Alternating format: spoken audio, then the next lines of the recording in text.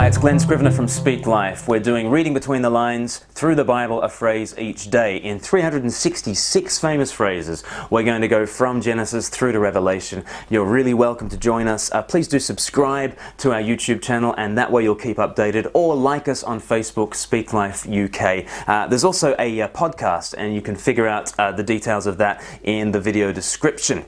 Our phrase for today is, "Let there be light." Let me read to you a little bit from Genesis chapter 1. We'll go from verse 3 to verse 23. Genesis 1 from verse 3. "And God said, 'Let there be light,' and there was light. And God saw that the light was good, and he separated the light from the darkness. God called the light day, and the darkness he called night. And there was evening and there was morning, the first day. And God said, 'Let there be a vault between the waters to separate water from water.' So God made the vault and separated the water under the vault from the water above it. And it was so. God called the vault sky, and there was evening and there was morning the second day. And God said, 'Let the water under the sky be gathered to one place, and let dry ground appear.' And it was so. And God called the dry ground land, and the gathered waters he called seas. And God saw that it was good.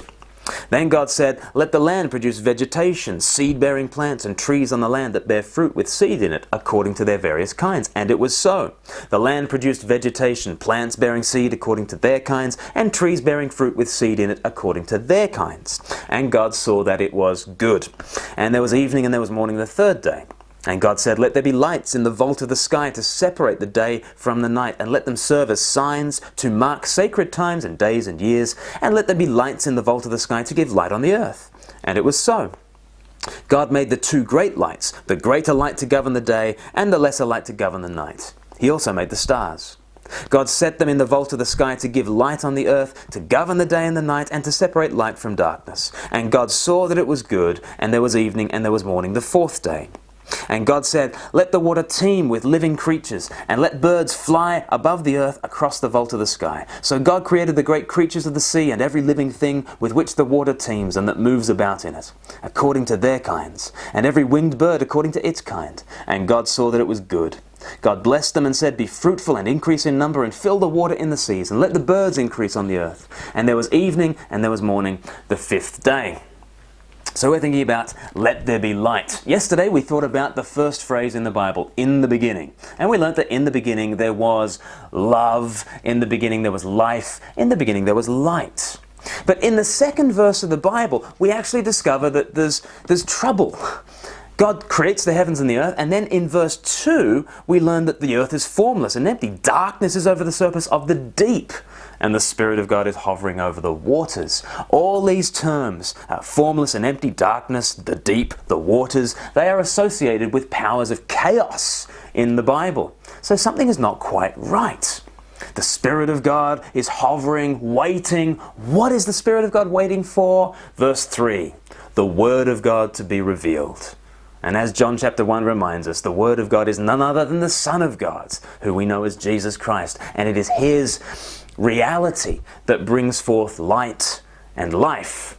In a sense, God says, "Let Him shine." And He shines, and He conquers the darkness. That is how creation happens in the Bible. And every day, did you notice, there was this conquering of the darkness by the light.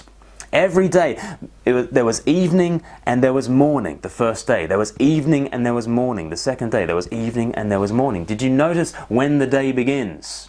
According to the Bible, the day begins in the darkness, but the light comes to triumph. And that's preaching the gospel to us. Every single day, the gospel is being preached to us by the daytime. Of course, it's been ruined for us by Julius Caesar.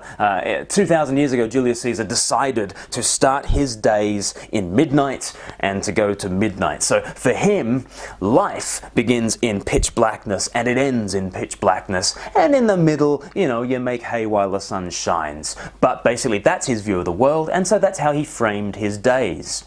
Unfortunately, we have inherited his view of day. His view that we begin in darkness and end in darkness. That's not the Bible's view. The Bible's view is that though it might be dark now, the light is coming and the light is stronger.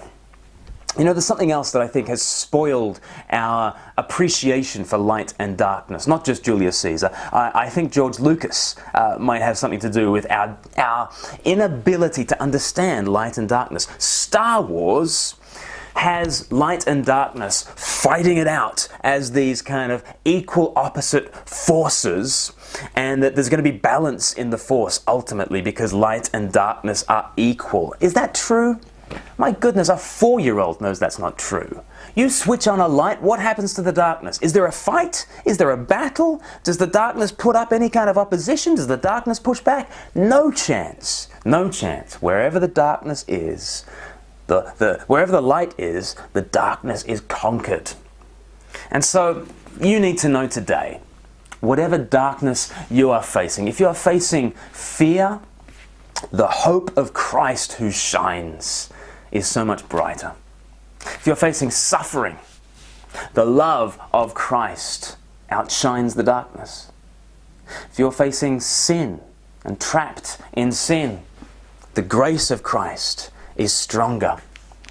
The light shines in the darkness, and the darkness has not overcome it.